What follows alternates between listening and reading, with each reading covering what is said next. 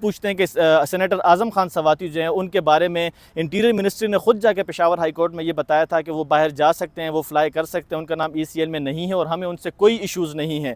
لیکن ایک مرتبہ پھر اعظم سواتی نے باہر جانے کی کوشش کی، پشاور سے وہ فلائی کرنا چاہ رہے تھے لیکن ان کو روک لیا گیا ہے۔ کل سیٹرڈے ہے، کل دوبارہ سے ان کی ٹکٹ ہے۔ علی ظفر صاحب نے سینٹ میں بتایا ہے کہ ان کے سیٹرڈے کو دوبارہ سے ٹکٹ ہے، وہ میڈیکل ریزنز کی وجہ سے باہر جانا چاہتے ہیں، لیکن ایک مرتبہ پھر جو ہے وہ ان کو ECL میں ڈالا گیا اور ان کو باہر جانے سے روک لیا گیا ہے۔ تو وہ وجوہات بھی علی ظفر سے جانتے ہیں، اور دوسرا جو پاکستان تحریک انصاف کی اسٹریٹجی ہے اس میں بڑا چینج آ رہا ہے، مذاکرات کی طرف ایک دفعہ پھر جو ہے وہ بڑھ رہے ہیں۔ علی ظفر بھی اس کی حمایت کر چکے ہیں کہ مزاحمت سے ہمیں کوئی راستہ نہیں ملا، ٹکراؤ کی سیاست سے کوئی راستہ نہیں ملا، تو ایک مرتبہ پھر ٹیبل ٹاک کی طرف جانا جو ہے وہ ضروری سمجھتے ہیں، اور عمران خان سے اس بارے میں مشاورت بھی کی جائے گی۔ تو وہ بھی علی ظفر سے جانتے ہیں کہ مذاکرات کب سے شروع ہو رہے ہیں، کس بیس پہ شروع ہو رہے ہیں، اور کون سے پوائنٹس ہوں گے، کون سے ایجنڈا ہوگا جس پہ ایک مرتبہ پھر پاکستان تحریک انصاف مذاکرات جو ہے حکومت کے ساتھ کرے گی۔ پارلیمنٹ ہاؤس کے اندر چلتے ہیں، وہاں سے جا کے آپ کو بتاتے ہیں کہ علی ظفر صاحب کے ساتھ کیا گفتگو ہو رہی ہے ہماری، اور کیا کیا اندر سے باتیں نکال سکتے ہیں۔ دیکھتے رہیے۔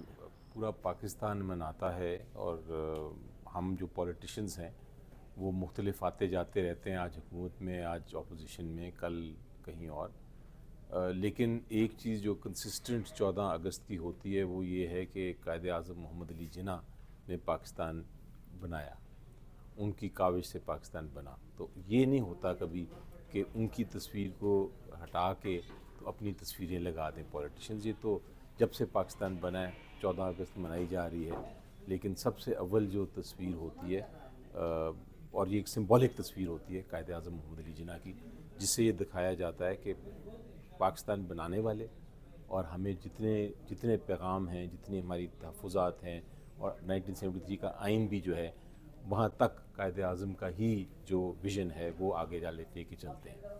پولیٹیشنز اس لیے ہمیشہ اپنی تصویریں جو ہیں سمبولکلی ان کے نیچے لگاتے ہیں جو بھی حکومت میں ہوں۔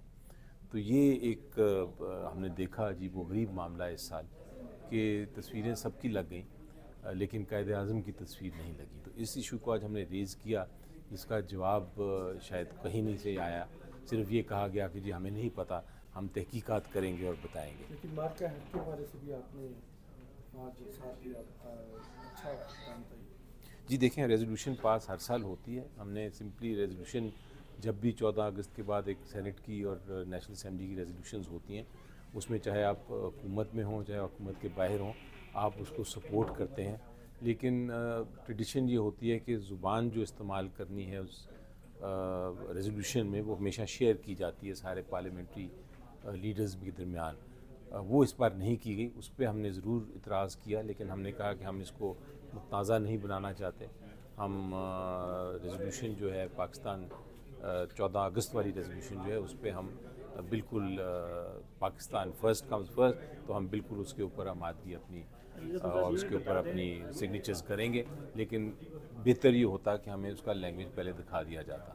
یہ بھی بتا دیں، اعظم سواتی صاحب کو باہر جانے سے روک دیا گیا، حالانکہ پشاور ہائی کورٹ میں کہا گیا تھا انٹیریئر منسٹری کی جانب سے کہ کوئی ان کو جو ہے وہ ہم نے نہیں روکا گیا، وہ جا سکتے ہیں، فلائی کر سکتے ہیں، تو کیوں روکا گیا ان کو؟ جی میں نے یہ پوائنٹ آف آرڈر اٹھایا تھا، ان کو ہائی کورٹ پشاور میں جب انٹیریئر منسٹری کو بلایا گیا تھا تو ان سے پوچھا گیا تھا انٹیریئر منسٹری سے کہ جی آپ کو ان کو کیوں روکا ہوا ہے؟ انہوں نے کہا تھا کہ ہم نے نہیں روکا ہوا، نہ ہم روکنا چاہتے ہیں، وہ جا سکتے ہیں باہر۔ لیکن جب وہ پشاور سے جانے لگے باہر، ان کو بیماری ہے، ان کو بیماری کا علاج کرنا ہے، ارجنسی ہے، تو جب وہ گئے تو ان کو روک دیا گیا۔ تو آج میں نے پوائنٹ آف آرڈر ریز کیا، اور انٹیریئر منسٹر صاحب ادھر تھے، ان سے پوچھا گیا کہ آپ بتائیں کہ کیا پوزیشن ہے، تو انہوں نے کوئی جواب دے نہیں سکے۔ انہوں نے بیسیکلی یہ کہا کہ ہم نے نہیں روکا، ہم نے بالکل پشاور ہائی کورٹ کو یہ کہا تھا کہ ہم جانے دیں گے، لیکن ہو سکتا ہے پچھلے 40-50 گھنٹے میں کوئی ایسے معاملات ہو چکے ہوں جس کی وجہ سے روکا گیا ہو۔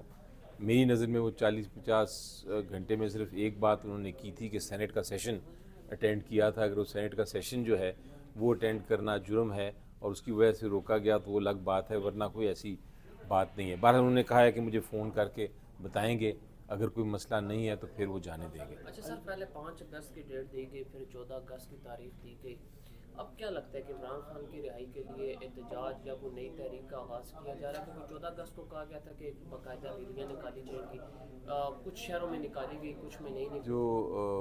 جو رد عمل ہے ابھی قبل از وقت ہے، عمران خان صاحب ہی بتائیں گے، لیکن یقینی طور پہ ایک انگریزی کا محاورہ ہے think out side the box, یعنی کہ اسٹریٹجیز 1 2 3 کے بعد آپ کو پھر نئی اسٹریٹجیز بھی اپنانی پڑتی ہیں اور ڈائریکشنز کو دیکھنا پڑتا ہے. تو یقینی طور پہ اب عمران خان صاحب نے سوچا ہوگا. مسئلہ یہ ہے کہ میری ملاقات نہیں ان سے ہو رہی، کافی کوشش کی ہے میں نے.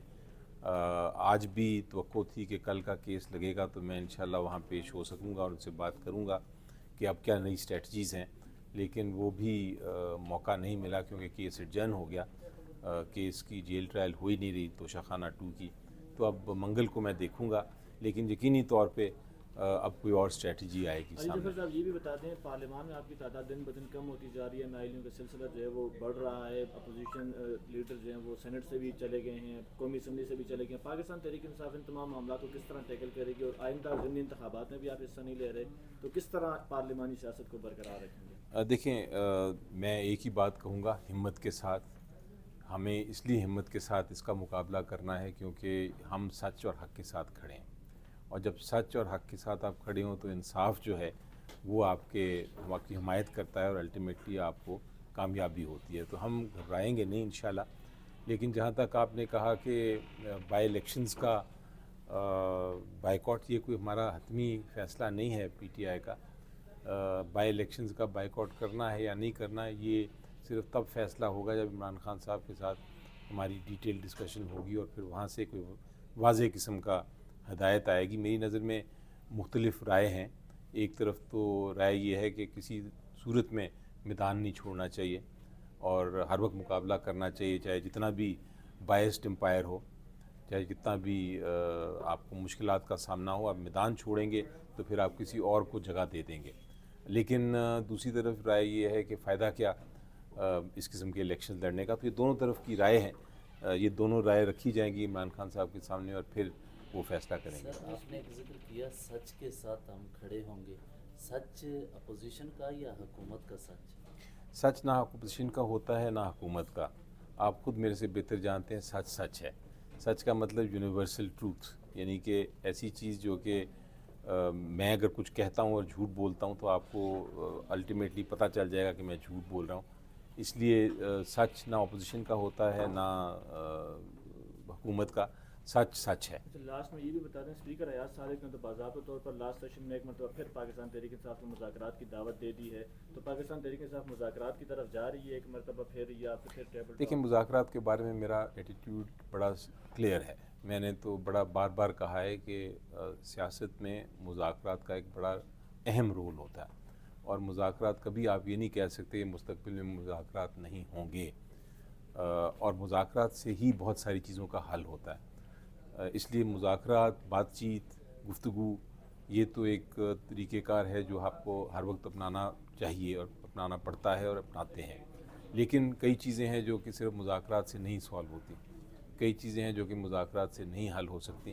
تو اس وقت آپ کو پھر احتجاج کرنا پڑتا ہے، اور کئی چیزیں احتجاج سے نہیں ہوتی تو پھر آپ کو ریولیوشن کرنی پڑتی ہے. تو یہ تو ایک دنیا کا دستور ہے، اور یہ بات درست ہے آپ کی کہ اس وقت پوزیشن یہ ہے کہ کسی قسم کے مذاکرات نہیں ہو رہے، نہ اس وقت کوئی نظر آتے ہیں کہ مذاکرات ہوں گے. لیکن اب اگر کوئی اسٹریٹجی تبدیل ہوتی ہے، جیسا میں نے کہا out of the box strategy, تو وہ عمران خان صاحب نے اس کو فائنل ڈائریکشن دینا ہے، اور جس طرح وہ کہیں گے اس کے مطابق پھر ہم اپنی اسٹریٹجی بنائیں گے. Thank you.